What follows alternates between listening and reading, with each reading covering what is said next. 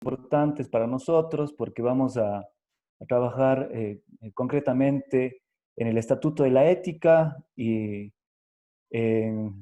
su relación con los derechos humanos y cómo estos deben ser reivindicados frente a un momento mundial y muy particularmente local con muchísimas incertidumbres y dificultades. De pronto nuestra vida se vio frenada sin previo aviso y de manera absolutamente este,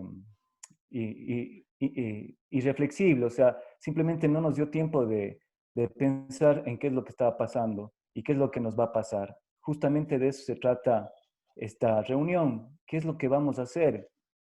Las pocas veces que he salido, he tenido la impresión de que la mayoría de las personas tienen un deseo muy profundo de volver a la normalidad, de volver a su vida como era antes. La pregunta que se están haciendo las personas que reflexionan acerca de la vida es si eso va a ser posible. ¿Vamos a poder volver a cómo vivíamos antes? ¿Estaba bien la forma en la que estábamos viviendo antes?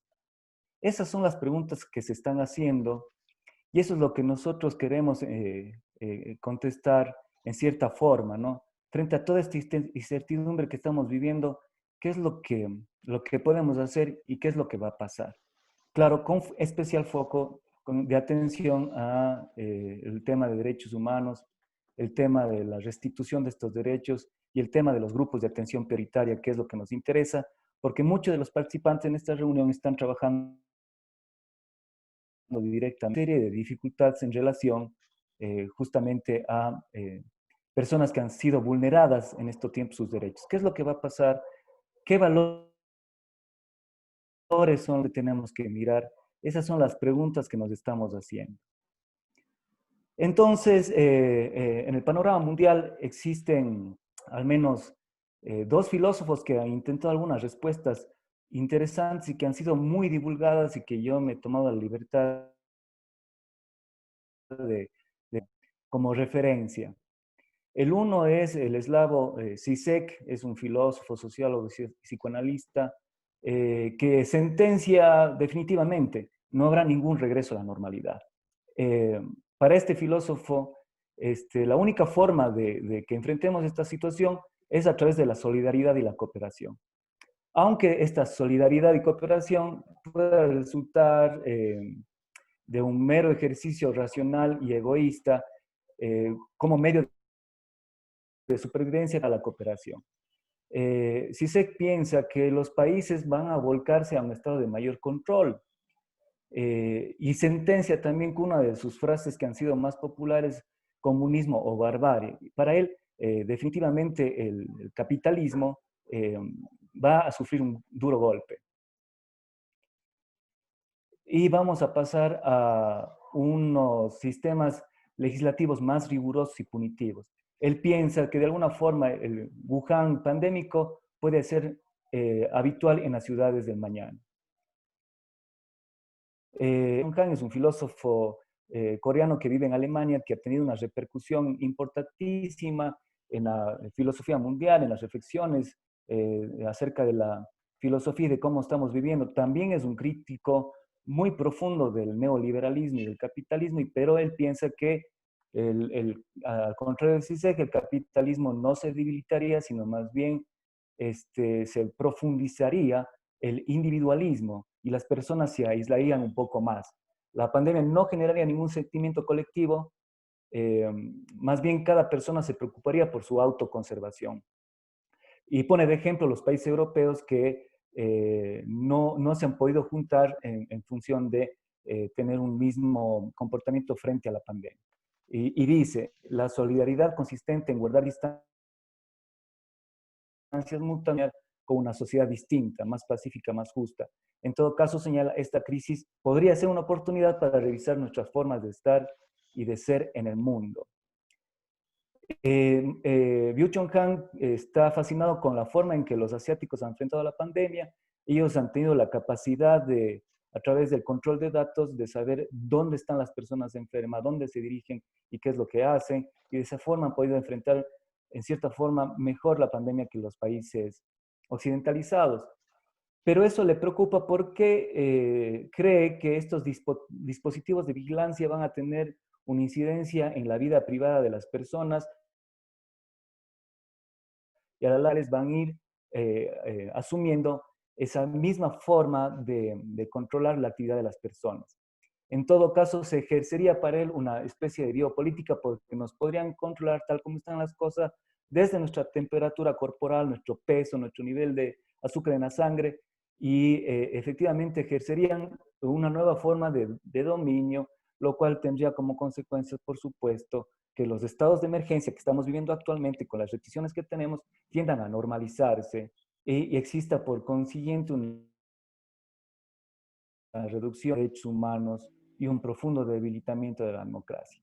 Con este antecedente quiero presentar a nuestro panelista Juanito Morales, el doctor Juan Morales, que es un incansable luchador del tema de la ética. Este, es una persona con la que he estado trabajando en el comité, en el comité de ética tenemos digamos, una agenda sobre darle la importancia que se merece, porque la ética tiene muchísimas dimensiones y estamos viendo que justamente estos autores llaman la atención acerca de cómo hemos estado viviendo y muchos, digamos, creen que la pandemia solo pone en evidencia que algo hemos estado haciendo mal. Entonces, quisiera presentarle el doctor Juanito es abogado, doctor en jurisprudencia, tiene un masterado de Derecho en Suiza, eh, es profesor universitario desde el 82, es titular de la Cátedra de UNESCO de Ética, Educación Superior de 2016 a 2018, director actualmente del programa de ética de la UDA y ha sido coautor de 13 libros referentes a la ética. Ha sido, y por cierto, tiene unas interesantes opiniones, ha sido columnista y del diario Universo. Adelante, doctor Juanito, por favor, cuéntenos a dónde tenemos que mirar, cuáles serían esos valores que tenemos que pensar o repensar. Buenos días, gracias por la invitación. Un saludo a las personas que conmigo tenemos la palabra ahora. Se imagina, ¿no? De ninguna manera un futurólogo, un prestidigitador, no lo soy.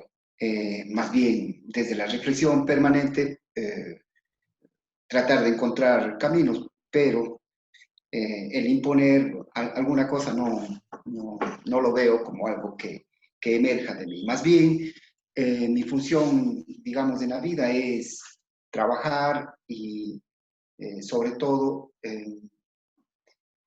tratar de incentivar para que las personas encuentren su camino propio desde una búsqueda esencialmente de la virtud.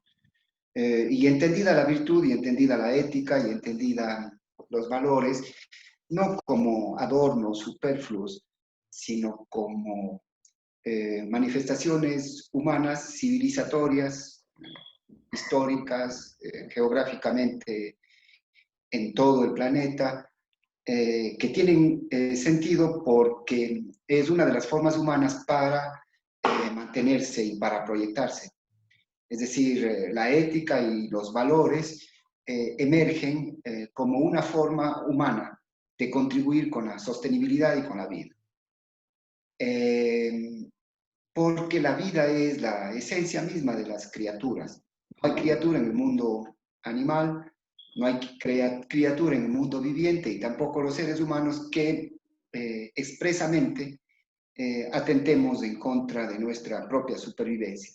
Quizás allí vale una precisión en lo que acabo de decir. Quizás el hombre sí atente en contra de sí mismo, contrariamente a lo que pasa en el resto de la creación o el mundo que ha evolucionado, el mundo viviente. Entonces, si el instinto y la capacidad de adaptación, la evolución en nosotros permite que las criaturas sean y estén y se proyecten como objetivo fundamental de ser en los seres humanos, además de esas condiciones que también las tenemos, tenemos la razón y tenemos el espíritu que nos hace que generemos parámetros, que nos hace que generemos valores, que tienen como objetivo la proyección. Entonces, la virtud y el acatamiento de aquello que está dicho debería ser, pienso yo, al menos a mí me deslumbra esta posición, un tema de exigencia personal, esencialmente. En la protección de los derechos y en la protección y la garantía de los derechos, me parece un tema inevitable y un tema forzoso. Sin embargo, en eso que es ineludible, inexorable, que no se puede evitar y que debemos luchar por eso, quizás por esa lucha dejamos de vernos a nosotros mismos como los propios sujetos de coherencia con aquello que estamos buscando. Entonces, nos sentimos especialmente sutiles y especialmente espirituales en una lucha para que los derechos se protejan. Creo que tema que debe darse. Sin embargo, no nos vemos a nosotros porque los niveles de coherencia de nosotros pueden ser mucho menores. Entonces, una primera idea, la ética, los valores son generados por las civilizaciones, por los pueblos, como un mecanismo de proyección y de sostenibilidad. Una segunda idea, los deberes y los derechos inexorables, ineludibles, sin embargo, pueden opacar la responsabilidad personal frente a mí mismo y frente a lo que hago con los otros. Entonces, allí nos podemos encontrar con luchas virtuosas hacia afuera, pero con un descuido absoluto de su propia coherencia personal con eso. Allí viene un refrán que está en varios idiomas y entre nosotros se dice luz de la calle, oscuridad de la casa.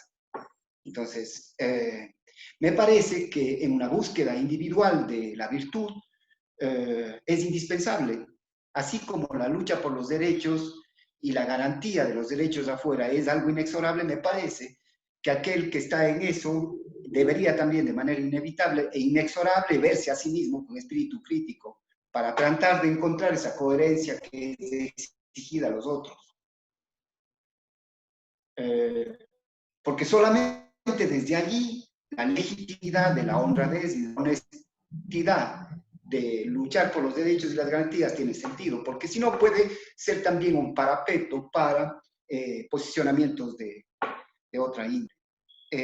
Por otro lado, el tema de lo perecible o de lo finito, como una constatación permanente de la finitud de la vida, de la finitud del ser. Si tenemos eso e incorporamos eso a nuestra reflexión, probablemente vamos a saber que no todo es ad infinitum, que no todo es cíclico, que el ciclo se está acabando, que el planeta no da más, que las condiciones de vida son insostenibles, que la inequidad es grande, que la injusticia es grande.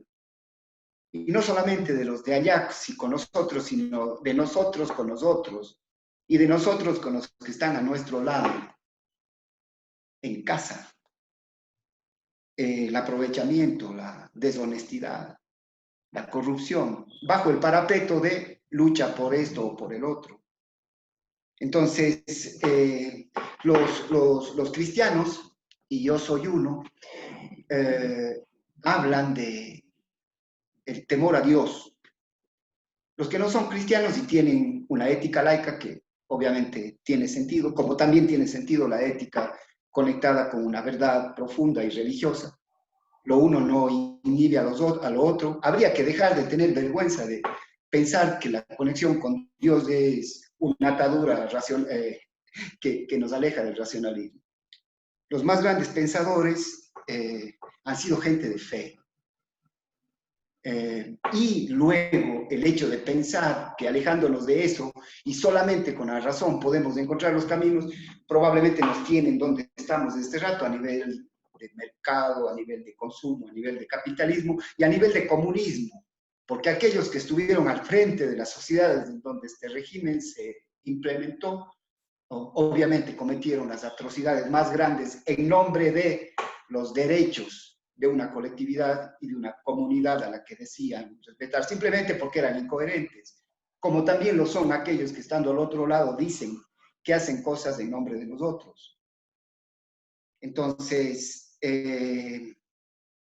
esa certeza de que no todo vuelve, la pandemia ya pasará, sí, bueno, ya pasará, pero pasa para mal porque no vienen tiempos mejores, porque ya estamos en un proceso de evolución humana que al mismo tiempo es una involución, que ha de ser progreso el hecho de que estemos comunicados así, que ha de ser de que estemos en Matrix, que ha de ser que lo corpóreo, lo orgánico, lo espiritual, lo sensitivo sea reemplazado por una pantalla. Y la pantalla no es neutra porque Zoom no es neutro, porque Teams no es neutro, porque todas las plataformas no son neutras. Porque hacia allá vamos y nos acomodamos porque queremos enjoy, disfrutar. Porque nos acomodamos, porque puede ser más fácil una relación a través de esto que tener que soportarle al otro que tiene mal aliento, que huele mal, que dice cosas diferentes. Entonces ahí viene lo existencial de uno de los grandes pensadores del siglo XX que ha contribuido y grandemente a mi modo de ver para esta desazón, este relativismo contra el cual yo permanentemente digo algo diferente. Sartre en su obra hablaba l'enfer c'est l'autre, el infierno es el otro, porque es tan molestoso el otro, porque me cuesta tanto a mí desde mi individualidad aceptarle, porque solamente es aceptable en tanto y cuanto piense como yo pienso. Pero si es otro, es uno de derecha, o es uno de izquierda, o es uno que es activista por acá, o reza, o se persigna, o se prosterna, o hace tal o cual cosa, ya no me gusta. Entonces, el otro, el prójimo, el semejante, es abandonado simplemente por este racionalismo alejado de las grandes categorías en Occidente de los valores y los principios. Entonces, yo voy a utilizar unos 10 o 15 minutos, estoy en unos 8 minutos, René, no sé cuánto tiempo tenía previsto. De 10 a 15 minutos, Juanito. Yo voy Vamos. 2 o 3 minutos más, quizás un poquito más, pero no más de eso. Entonces, algunas ideas. La ética como mecanismo de supervivencia y de proyección. La ética como un tema que esencialmente nos hace que nos veamos a nosotros mismos.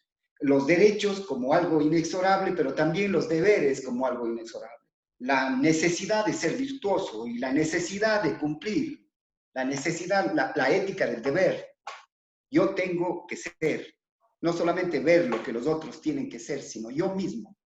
Porque eso puede ser una gran distorsión si no estamos en esos temas que he tocado. Por otro lado, el concepto de lo perecible, de lo finito, de lo no indefinido, de lo no infinito, del fin de las cosas, del fin de los tiempos, del fin de la vida. Si las constelaciones y los sistemas planetarios siderales se extinguen, no se diga esta étincelle, en francés, este chispazo, que es una vida de cada uno de nosotros. Entonces, si sabemos qué es eso, allí hay dos posibilidades. La una, disfrutemos, como si eso fuese el camino, y la otra, trascendamos. Y viene el tema del otro, para concluir. Y el tema del otro en el existencialismo está dado como el que estorba, como el que no es como yo, como la necesidad de tener controlar lo que los otros digan. El otro día escribí un artículo que se llamaba La reproducción o el adoctrinamiento en las aulas utilizadas para que la gente piense como el profesor quiere que piense. Cuando un aula no puede ser jamás un lugar de reclutamiento doctrinario, tiene que ser el espacio en el cual se motiva, se plantea una verdad la que la persona tenga y se invita a los otros para que piensen de su manera. Entonces, para concluir, en Occidente tenemos los referentes. Y la pregunta, ¿qué nos pasa ahora en pandemia?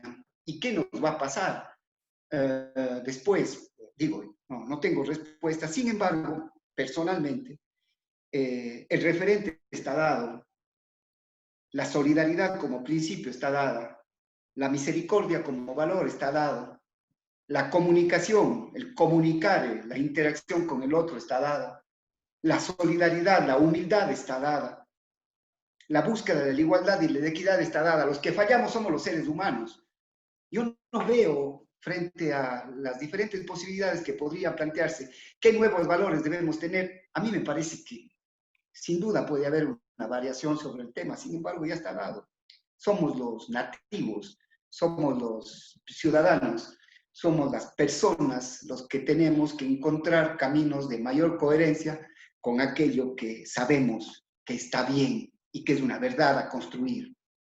Que alguien me diga que la solidaridad no es un objetivo, que alguien me diga que el respeto no es un objetivo, que alguien que me diga que el honor del otro no es un objetivo. Y esas son verdades a las que se apunta y se llega desde las vidas. El relativismo nos pierde y nos hace pensar en el l'enfer, c'est l'autre, de Sartre. Hasta allí lo mío, René. Muchas gracias, Juanito. Me parece que su intervención viene muy apropiada para estos momentos. La solidaridad, el respeto, el encontrarse con el otro. Y me hace acuerdo usted a Levinas, que estaba en un campo de concentración, después tenía que salir a sus jornadas de trabajo horrorosas que tenía en esa época en alguno de los Auschwitz, de los miles de Auschwitz que hubieron, y regresaba y se encontraba con un perro que le movía la cola y esperaba ese pequeño trozo de pan que le sobraba. Y entonces él decía, en ese momento me di cuenta que todavía estoy vivo y que puedo seguir viviendo porque ese perro me ha demostrado que todavía hay humanidad. Un perro fue más humano en ese momento que muchas de las personas que estaban alrededor y encontró en él esa solidaridad, ese respeto, ese apoyo, ¿no? Entonces, me parecen muy bien estos tiempos.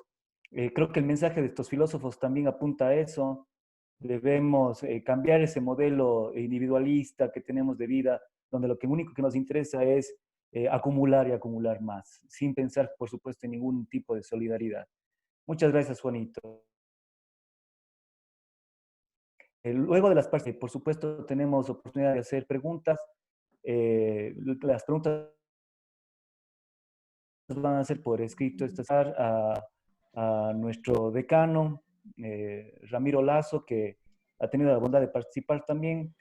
Cuando le pedí que me dijera cómo le presento, me dijo, preséntame como me conoces, y entonces yo le conozco desde hace muchísimos años. Fue mi profesor de deontología, uno de los profesores más entrañables que hemos tenido. Siempre que nos reunimos nos acordamos de las cosas que nos enseñó.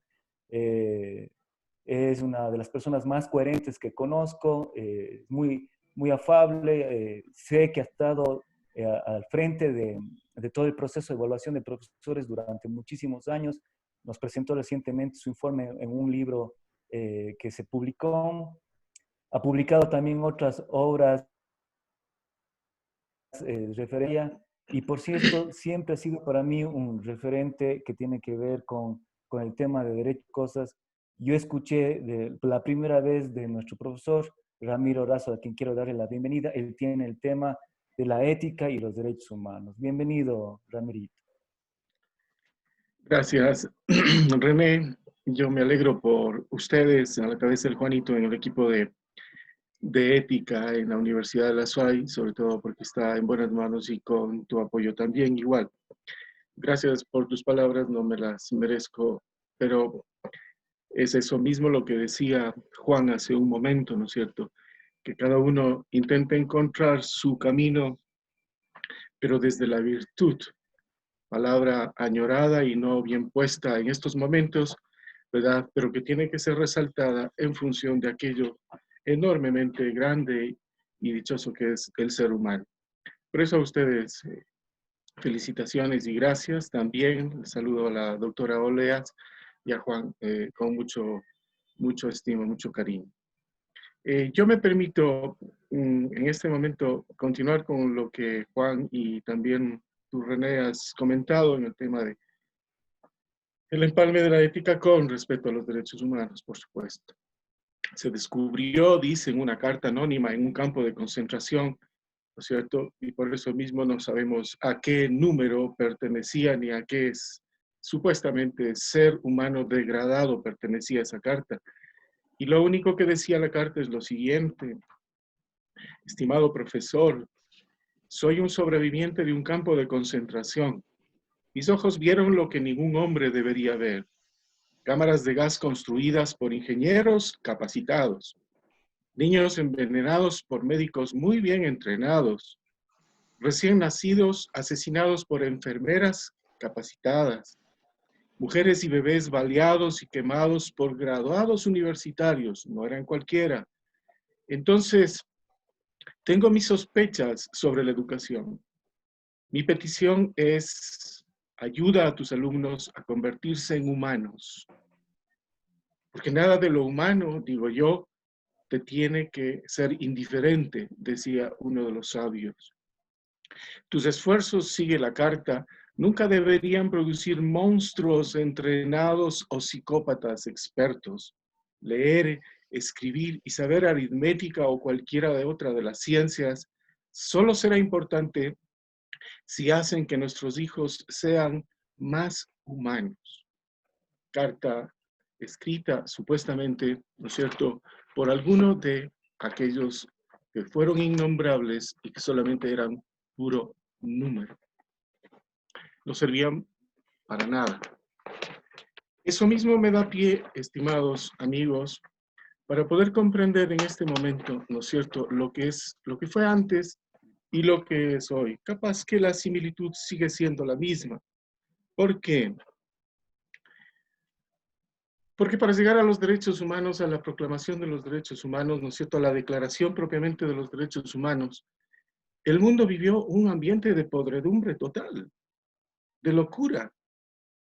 No puede ser posible que, si volvemos a la historia, hayan sido millones y millones, ¿no es cierto?, eliminados porque tenían que ser eliminados simplemente por una ideología, por un ser humano supuestamente, por un sistema, por una ideología, etcétera, ¿no es cierto? Y el parangón viene siendo como realidad presente, pero eso les toca a cada uno de ustedes reflexionar y pensar desde dónde estamos mirando aquello, ¿no es cierto? Y por qué sacamos los derechos humanos nuevamente.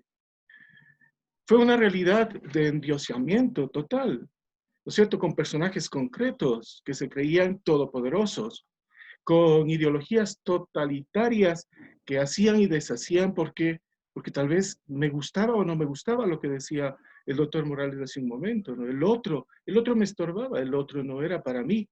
¿Por qué? Pues simplemente porque no me gustaba, porque me caía mal la ideología, porque me caía mal la raza, porque me caía mal que no era simpático, etcétera. Totalitarios total, porque se llevó una única mirada de comprensión de la realidad y desde ahí se quiso imponer esa única comprensión, ¿no es cierto?, esa única realidad. ¿Qué ha pasado? Un consenso ahorita, un consenso al que llegó hace 72 años el mundo, ¿no es cierto?, 72 años, y hoy, ¿qué podemos decir de aquello? Se han multiplicado tal vez a la N potencia las atrocidades y capaz que por eso mismo nos enteramos más rápidamente, porque sabemos y conocemos qué cantidad de atrocidades. El tema de la migración, el tema de tanta gente excluida de su propio país que tiene que pedir permiso para poder entrar a su frontera. El tema de, el tema de los elegidos, ¿verdad? El tema de aquellos que simplemente mandan matar, mandan seleccionar, mandan archivar, mandan descartar, etcétera, etcétera. Nunca como ayer y como hoy se ha vilipendiado a la dignidad del hombre. Estamos viviendo que un nuevo holocausto. No estaremos viviendo esa misma realidad que tal vez en su momento se quedó reducida a un ejército determinado. Nunca como hoy se ha establecido una máxima de vivencia y de utilidad, de comportamiento ético. Es decir, simplemente es bueno lo que es útil. Lo demás se descarta porque todo es descartable. Ancianos, niños, mujeres, etc. Entonces, hablamos de una realidad, ¿no es cierto?, hace 72 años, que produjo en el ser humano una reflexión que nos trastornó por completo. Nunca como hoy, el avance de la tecnología es enorme, pero también en ese momento, ¿verdad? Fue un avance fortísimo. Se comercializa con la vida, se comercializó con la vida, con la dignidad, con el trabajo, con la salud. ¿Quién tenía derecho a algo? Nadie. Se comercializó con la palabra, se comercializó con todo lo que significa la información. Solamente se llegaba a aquello que se permitía, nada más. Nunca como ayer se destruyó y se comenzó a destruir ya el planeta.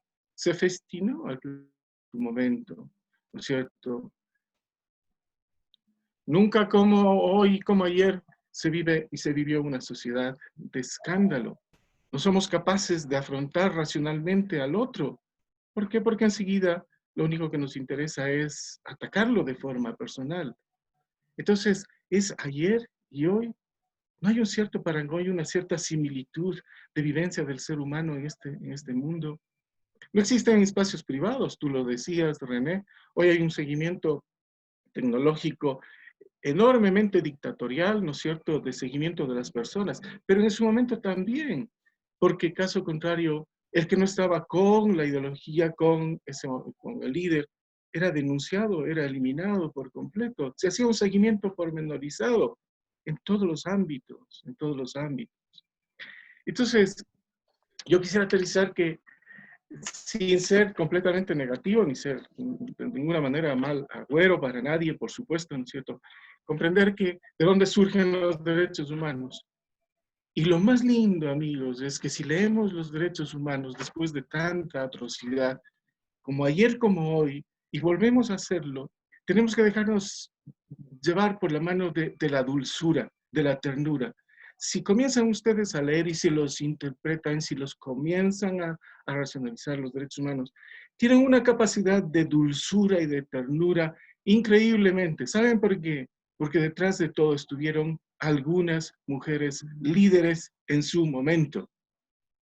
El encargo que le hizo el presidente Truman a Elena Roosevelt en el año 46 para que sea la cabeza de serie en un momento determinado junto con una especialista polaca, Kalinowska, que vivió todo su flor, ¿no es cierto? Como asimismo una mujer dominicana, Bernardino, como otra mujer extraordinariamente fuerte de la India, Meta.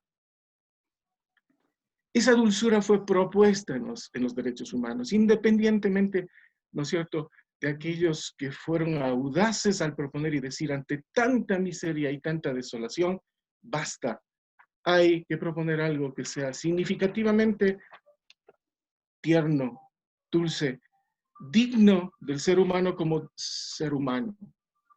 Y por eso, amigos, me permito proponer, ¿no es cierto?, como una sugerencia simplemente muy comedida para todos, que pensemos y reflexionemos, cojamos los derechos humanos, una página, leamos el preámbulo y veremos que en el preámbulo, ¿no es cierto?, la primera de las cosas es considerar la palabra del otro, porque se pusieron de acuerdo unas mujeres que fueron influyentes con esa capacidad, ¿no es cierto?, de ternura, con esa capacidad de amortiguamiento, con esa capacidad de intuición que tuvieron.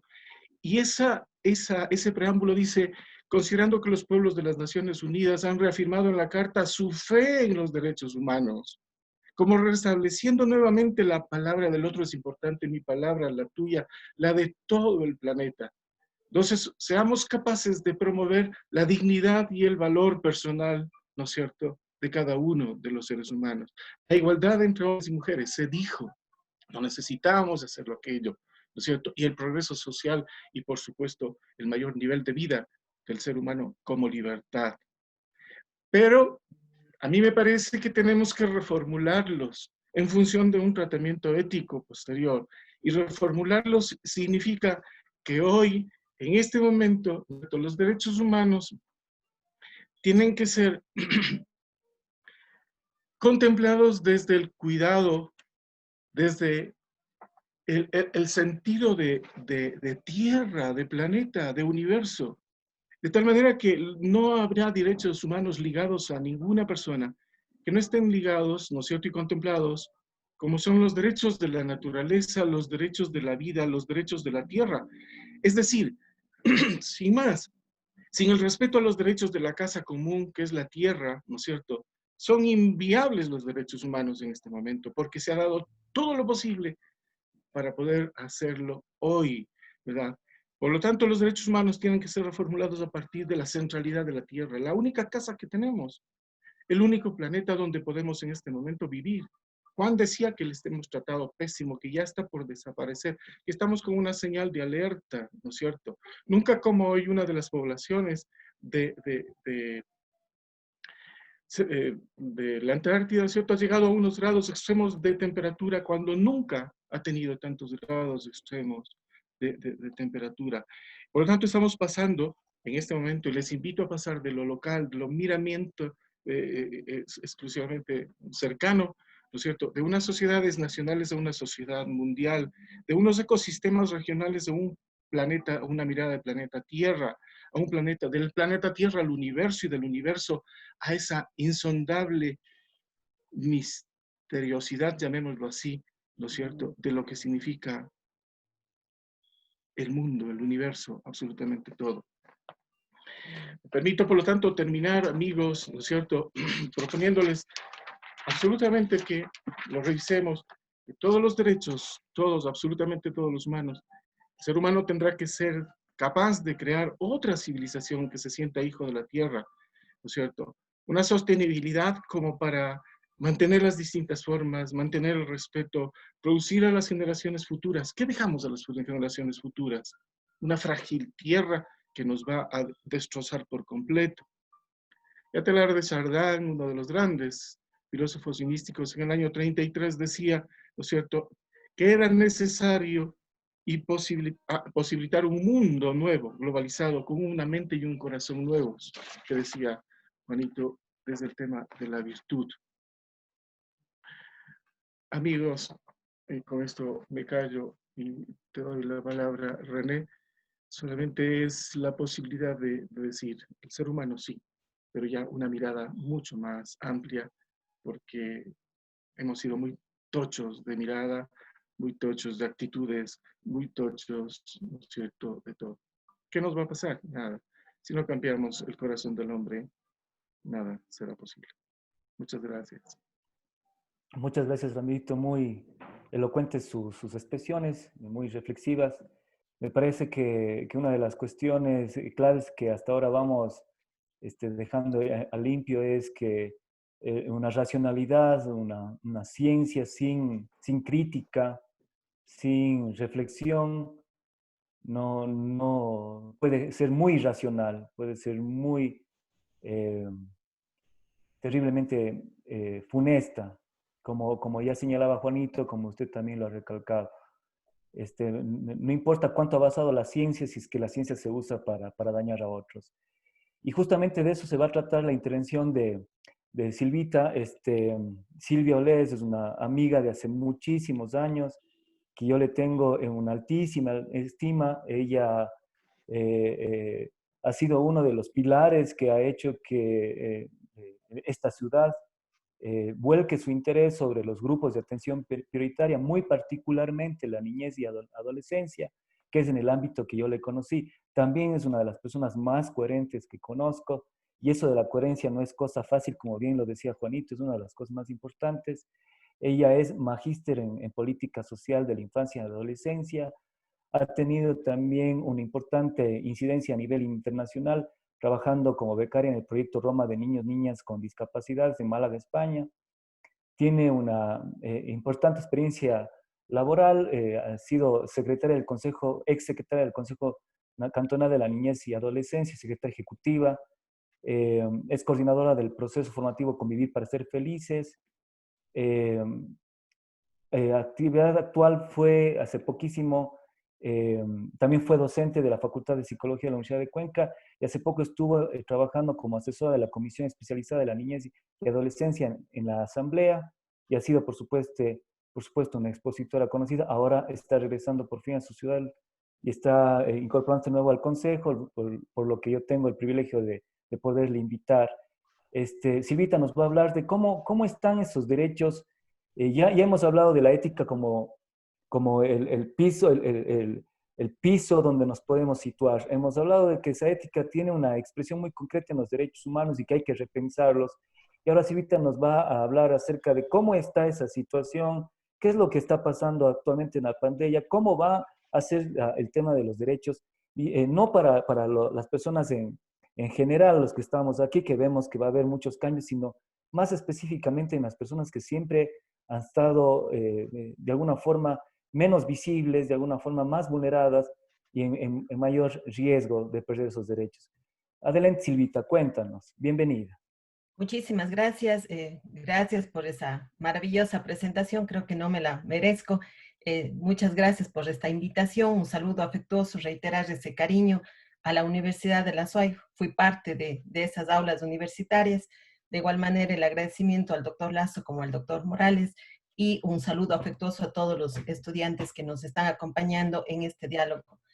Sin duda que interesante el escuchar tanto al doctor Morales como al doctor Lazo nos permite hacer como esta primera mirada, reconocer los derechos humanos dentro de esa ética, pero también que interesante el hacer esos cuestionamientos, porque sin duda yo coincido plenamente con el doctor Morales, esa falta de coherencia entre el discurso con la acción. Y yo creo que justamente el qué hacer de los derechos humanos, el qué hacer en la defensa como defensores de los derechos humanos, tiene que haber esa sinergia entre lo que es el diálogo con lo que es justamente el accionar de los derechos humanos. En ese sentido, pues, debo manifestar, no podemos ser ajenos a lo que está pasando en nuestro país, no podemos ser ajenos a lo que pasa en el mundo. Efectivamente, una de las, y perdón el tema coloquial, una de las lacras que vivimos como país justamente es el tema de la corrupción, que de alguna manera está afectando directamente a los grupos de atención prioritaria. ¿Y por qué lo digo que nos afecta directamente a los grupos de atención prioritaria? Porque no podemos hablar si es que no hacemos un análisis de las consecuencias que nos ha generado esta pandemia, de lo que nos ha generado el COVID-19. Y sin duda el análisis debe partir, aunque quizá entre un poco en contradicción con lo que ya se había manifestado en la ética, pero no podemos dejar de mirar la consecuencia económica y de empobrecimiento que se generan a los grupos de atención prioritaria. Hoy por hoy, esta pandemia, este COVID-19, lo que nos ha dejado al desnudo es justamente ver esas inequidades existentes entre las diferentes poblaciones. Y vemos con mucho pesar que las inequidades son mucho más marcadas en los grupos de atención prioritaria.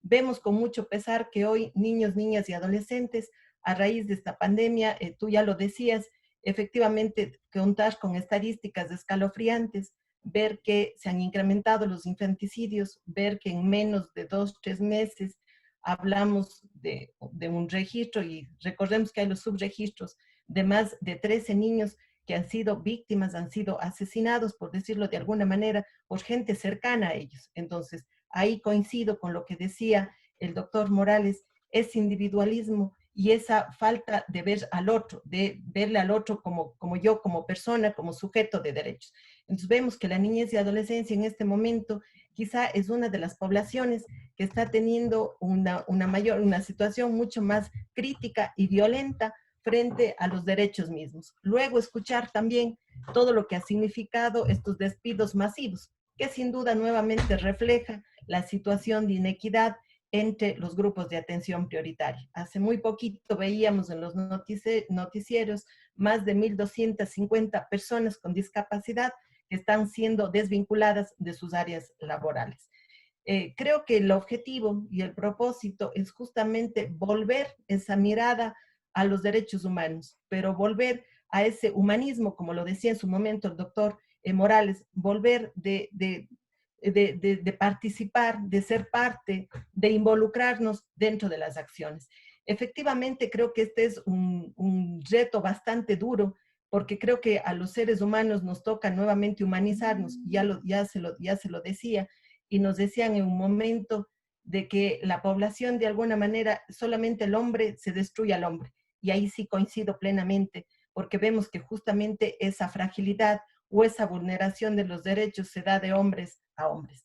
En ese sentido, sí, creo que hay varias acciones que tenemos que ir mirando, creo que hay varias situaciones que tenemos que ir haciendo, y mucho más hoy por hoy, creo que necesitamos humanizarnos más, creo que tenemos que evidenciar justamente esa solidaridad y ese empoderamiento y verle al otro como a mí mismo. Creo que solamente así podríamos hablar de derechos humanos como tal.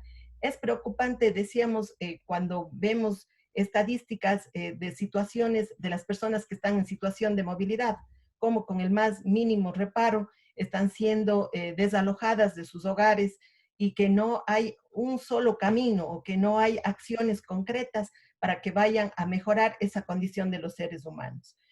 Creo que desde las diferentes áreas, tú lo mencionabas, efectivamente hay mucha teoría, creo que hay muchas acciones que están escritas, pero que poco o nulas han sido las acciones. Hablamos de un sistema de protección de derechos encaminado a los grupos de atención prioritaria, pero ¿cuál es la problemática? ¿Cuál es la situación que nos vemos en la implementación del mismo?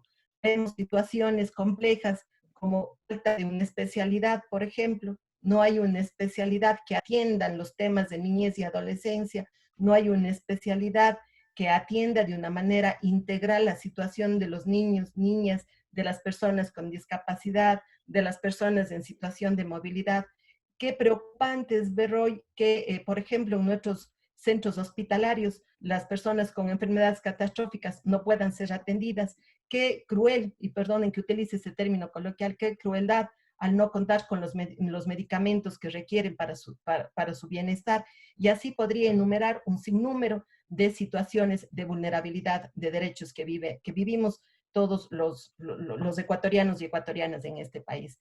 Parecería que con este panorama es todo desalentador, pero yo creo que nuevamente es involucrarnos, nuevamente es buscar esos mecanismos, esas sinergias, esas alianzas entre todos y todas, despojándonos efectivamente, ya se lo decía, despojándonos de esos liderazgos o de esos protagonismos, sino más bien es buscar esos mecanismos que a mí me permitan ayudar a los otros, a las personas que están en esta situación de vulnerabilidad. Qué triste conocer que todavía en nuestro país se eleven las estadísticas relacionadas a violencia de género. Cada día vemos en los noticieros que se incrementa la violencia de género. Vemos, por ejemplo, hace muy poco se hablaba que todas estas circunstancias del desempleo que se va a generar en las diferentes familias, de alguna manera eso va a provocar también que tengamos otra problemática fuerte como es el trabajo infantil. Pero parecería que en este país no pasara nada, parecería que las autoridades están como que estancadas y que no se generan estas acciones necesarias en pos de los grupos de atención prioritaria. Decía, tenemos sistemas de protección, decíamos, tenemos normas, hace nada, justamente el día de hoy, como tú lo decías, se va a aprobar, bueno, esperemos que se debata la reforma al Código de la Niñez y Adolescencia, en donde se plasman todas las situaciones favorables para la niñez. Pero nos queda esa duda, nos queda esa incertidumbre de que si efectivamente las leyes son suficientes, nos queda la incertidumbre si la institucionalidad es suficiente cuando no hay ese compromiso, cuando no hay esa coherencia entre el hacer y el decir. Entonces, yo sí hago más bien un llamado de atención, primero, para involucrarnos con los grupos de atención prioritaria. Creo que es la población que más requiere de nuestro apoyo y hoy más que nunca, evidenciar esa solidaridad, evidenciar ese compromiso, evidenciar ese humanismo que requieren estos grupos de atención prioritaria. Creo que es el compromiso de la mayoría de los, por no decir de todos los seres humanos, el involucrarnos en trabajar con estas poblaciones. Vemos que las estadísticas cada día se incrementan, vemos con muchísimo pesar niños en la calle, vemos con muchísimo pesar personas en situaciones totalmente de abandono, de vulneración que solemos decir, vemos adultos mayores que a raíz de esta pandemia muchos de ellos están sufriendo crisis bastante complejas. Creo que efectivamente esta pandemia lo que nos ha permitido es evidenciar todo ese deshumanismo que ya lo hemos venido palpando. Creo que es importante el que podamos hacer una acción concreta con cada uno de estos grupos. Creo que es importante el activar todos los mecanismos, justamente todas esas indicaciones que se nos ha dado desde la ética, desde el entender al ser humano como tal, desde romper ese individualismo y el buscar un tema mucho más colectivo de protección. Yo creo que si no quitamos esos miramientos, ese individualismo, muy poco o nada vamos a lograr en la restitución de derechos. Si bien es cierto, hemos venido desde la práctica, desde conocer, desde saber los sufrimientos, las angustias que viven estos grupos de atención prioritaria, entonces creo que es el momento en que todos nos vayamos involucrando para lo mismo. Las leyes, yo les decía, a veces no son suficientes si no hay un compromiso. Las instituciones no son suficientes si no nos despojamos de esa vanidad, de ese endiosamiento que ya lo decían también los señores que me antecedieron en la palabra. Yo creo que si no rompemos todos esos paradigmas, no vamos realmente a una efectiva garantía de derechos. Creo que es importante, la estadística nos da cuenta de cómo se vive, cómo se siente la situación de la niñez, cómo se siente la situación de los adultos mayores y cómo muchas de las veces desde una situación cómoda, desde, ya lo decían también, desde a través de estos monitores que hoy nos estamos contactando, no somos cercanos y no vamos a la efectiva garantía de los derechos. Creo que es importante también el que podamos buscar esos mecanismos que nos permita aterrizar la política pública, una política pública que no cuenta hoy por hoy ni con presupuestos. Vemos que sin duda la población que va a ser más afectada van a ser los grupos de atención prioritaria. Vemos a diario recortes presupuestarios, vemos a diario que se incrementa la delincuencia, vemos a diario que no hay una respuesta efectiva para estos grupos de atención prioritaria. Entonces, sin duda, yo creo que es el momento en que todos y todas podamos ir trazando una ruta que nos permita hacer ese aterrizaje mismo de los derechos de los grupos de atención prioritaria. Creo que es el momento de alzar la voz, de reclamar. Estamos en una suerte de estacionamiento, lo decía hace un rato, en donde no nos permite actuar, en donde efectivamente ya se lo manifestaba y se decía, los derechos humanos responden a luchas históricas. No es que los derechos humanos nos dieron porque están ahí o porque se hizo un bonito libro o porque las Naciones Unidas así lo aprobaron. No, todo lo contrario, eso responde a todo un tema de una lucha social, ya lo decían, una lucha social desde la coherencia de las mujeres, desde los activistas en temas de niñez y adolescencia. Entonces creo que este es el momento de nuevamente dirigir esa mirada a estas luchas históricas y no solamente mirar desde lejos lo que está pasando, no desde una comodidad, no desde mi casa viendo lo que pasa con mi vecino y no involucrarme y no buscar esos mecanismos de apoyo y de ayuda. Creo que es importante también el que podamos ir generando una suerte de acción inmediata frente a estas situaciones de vulneración de derechos que viven a diario los diferentes grupos como tal. Ya lo decíamos, personas con discapacidad que hablamos de una ley humanitaria que lejos de ser humanitaria, lo que hace es evidenciar nuevamente las inequidades existentes entre los grupos de atención prioritaria.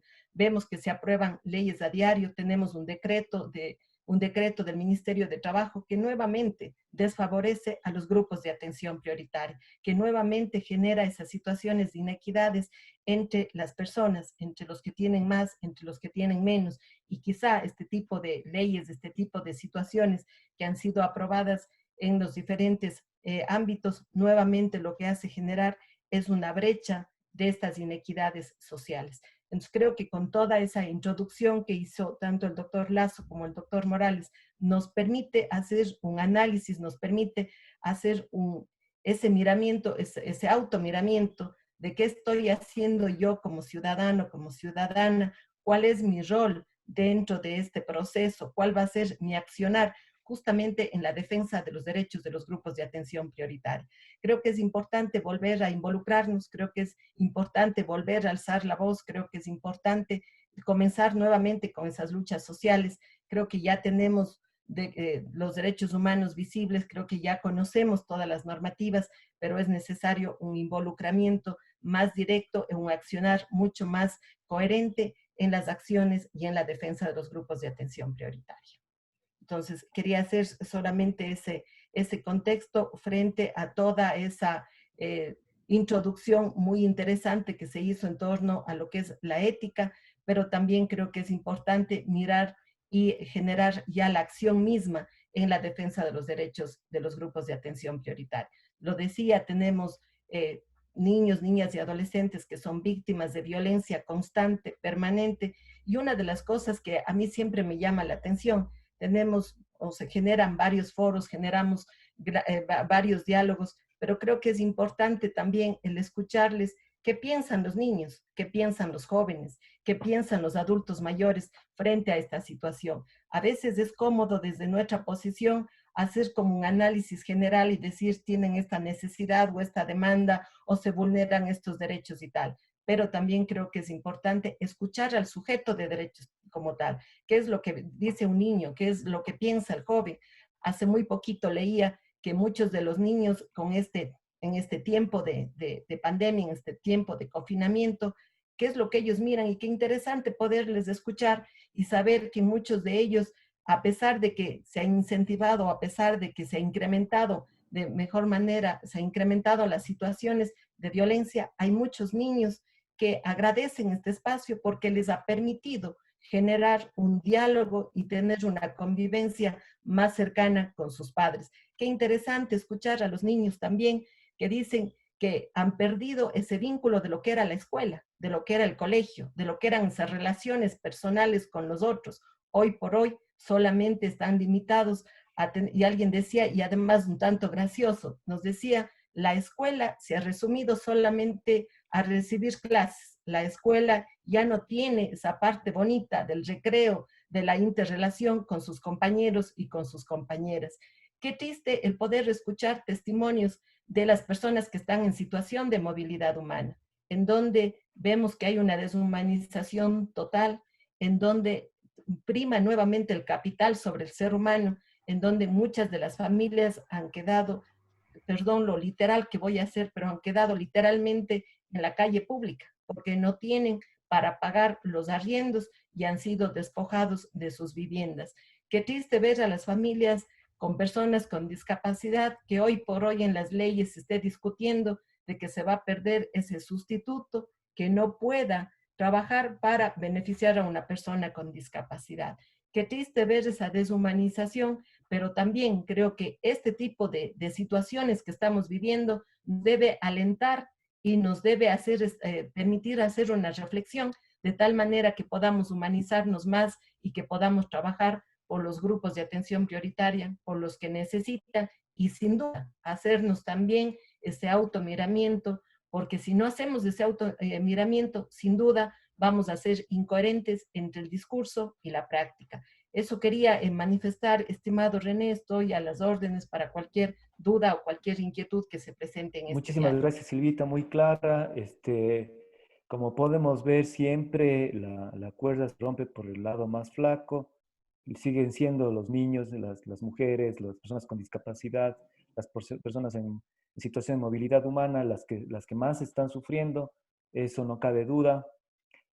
Tú te llamas la atención de que debemos darles también una voz, tenemos que escuchar qué es lo que ellos están diciendo, porque a veces desde el escritorio, desde la casa se puede pensar las cosas de una manera muy diferente, eso me parece también muy rescatable.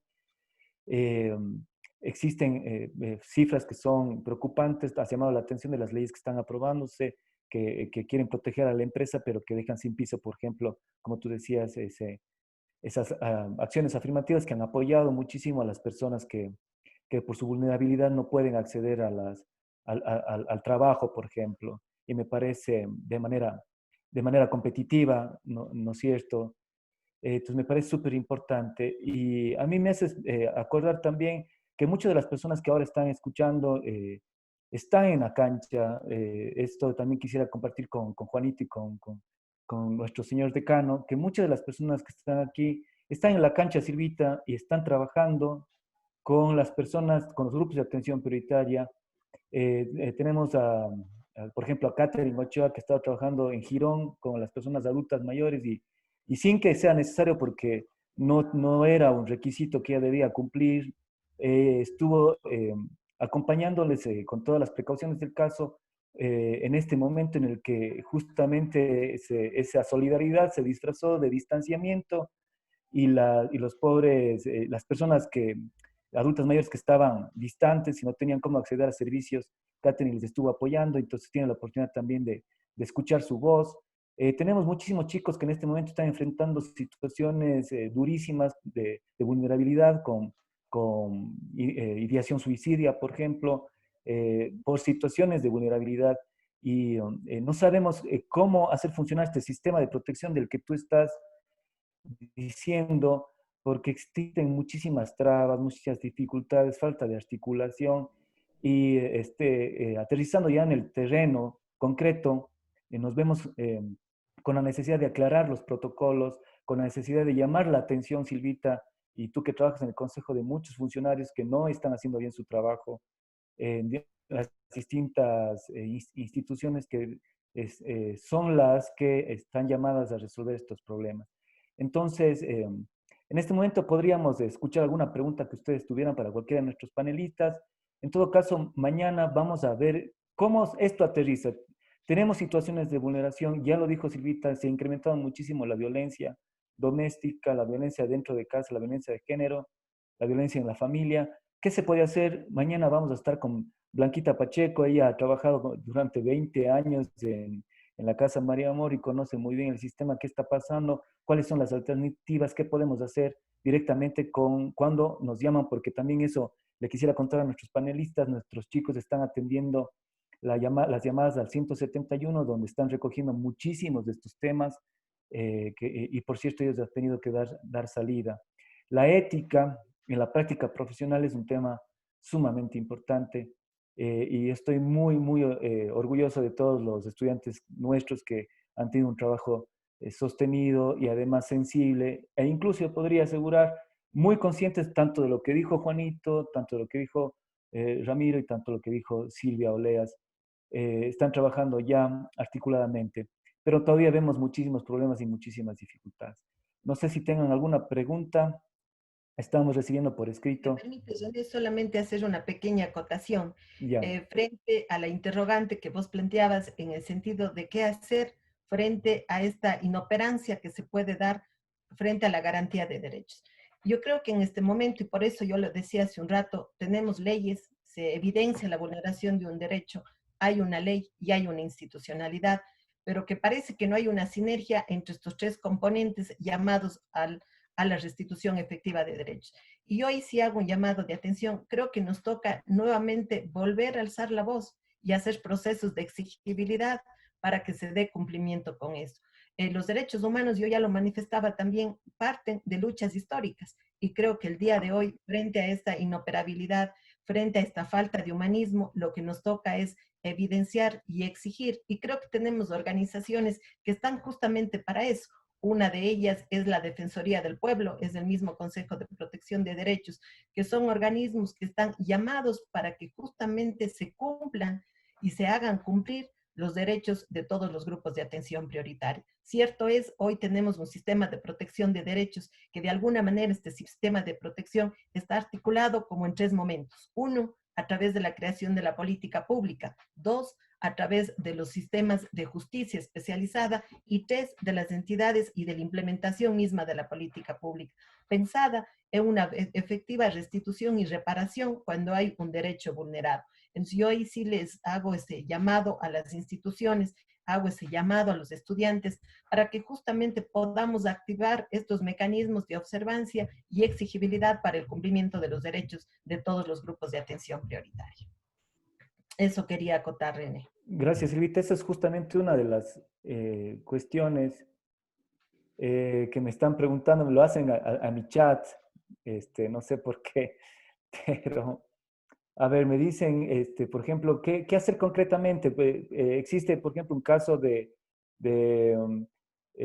una funcionaria que en una de las instituciones que están llamadas a la protección parece no entender esta cuestión y de los derechos y todo eso que estamos hablando y actúa sin una ética profesional. ¿Qué hacer? O sea, ¿cómo sería? Ella como estudiante dice, ¿cómo hago? Es lo que consulta, ¿cómo hago? Yo evidencié esta situación de llamarle, por ejemplo, el caso era muy concreto, llamarle a decir, ¿usted qué ha hecho? En verdad le puso los cachos a su marido o no, se trata de un tema de vulneración, de violencia, y la cuestión es que la psicóloga está tratando de averiguar si es que le ha puesto o no, si es que ha sido infiel o no. el estudiante, que es la que está trabajando con la señora, le dice, no sé por qué le llama a decir eso, le desorganizó muchísimo, ¿y qué sentido tiene? ¿Y qué hago? Me preguntaba a mí. No sé si le puedes contestar, Silvita. Gracias, René. Efectivamente, yo creo que frente a esa situación hay que evidenciar la vulneración de un derecho. Y digo esto porque primero a nosotros no nos interesa la vida personal de esa persona. Lo que nos interesa es el hecho que generó esa situación de violencia como tal. Es irrelevante el hecho de que si la persona fue infiel o no fue infiel, porque entonces estaríamos de alguna manera legitimando la violencia por algunas situaciones que no vienen al caso. Yo creo que en esta situación lo que se debería hacer es informar, entiendo, a un director o una directora de esa institución y, por supuesto, hacer un informe en donde dé cuenta que ese tipo de acciones, ese tipo de preguntas, ese tipo de hostigamiento, qué es lo que ha generado en la persona que además ha sido víctima de violencia y cómo se le ha revictimizado. Entonces, me parece que en ese sentido lo que hay que hacer es elaborar un informe. Aquí es importante también, y hago ese llamado de atención, al apoyo de las autoridades universitarias, al apoyo de los maestros y maestras y a las estudiantes que están en prácticas, porque, y sobre todo también manifiesto esto hacia los estudiantes, tenemos que tener mucho cuidado en los abordajes que hacemos, porque a veces queremos privacidad. Entonces, ahí creo que es un trabajo de todos y de todas. Primero, cuando una estudiante o un estudiante está en esta situación, creo que debería hacer evidente la situación de vulneración que está siendo a través de un director o de la autoridad de la institución a la que se ha generado o la que ha generado la vulneración de derechos, y por el otro lado, efectivamente, contar con el apoyo de las autoridades para que no sea un tema de letra muerta, porque sabemos que también hemos tenido situaciones en donde se ha evidenciado una situación de vulneración, pero como no se ha hecho ni el seguimiento ni la observación correspondiente, simplemente ha quedado en letra muerta. Entonces, mi sugerencia en estos casos es evidenciar la situación de vulneración de derechos, evidenciarla a través de un informe muy bien logrado y que vaya a la autoridad competente de esa organización en donde se presume que hay una vulneración de un derecho. Gracias, Silvita. No sé si tienen algunas más preguntas, chicos, lo pueden hacer por escrito. No sé si están llegando, Lisette, porque ellos dicen, me ponen que no sale, que solo sale privado o algo así.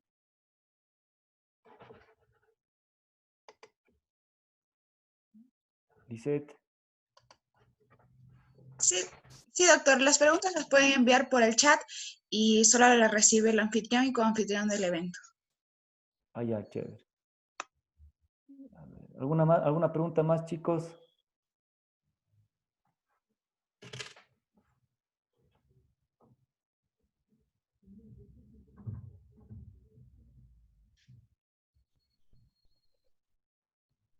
Bueno, si no hubieran más preguntas, por ahí Ariel dice, a ver si puedo entender. Ariel me parece que está con, es que no, Ariel creo que está preguntándole algo así como para el doctor Morales. ¿De qué sirve tener un coeficiente intelectual prestigioso si no, a ver, si no hemos desarrollado las virtudes de la esencia? Me parece que es para usted, doctor Morales. Dice, repito, ¿de qué sirve tener un coeficiente intelectual Sí, prestigioso si no hemos desarrollado las virtudes de la esencia? digo, eh, claro, eh, yo soy abogado, ustedes lo saben, vengo de la filosofía del derecho, de la teoría general del derecho, de la epistemología jurídica.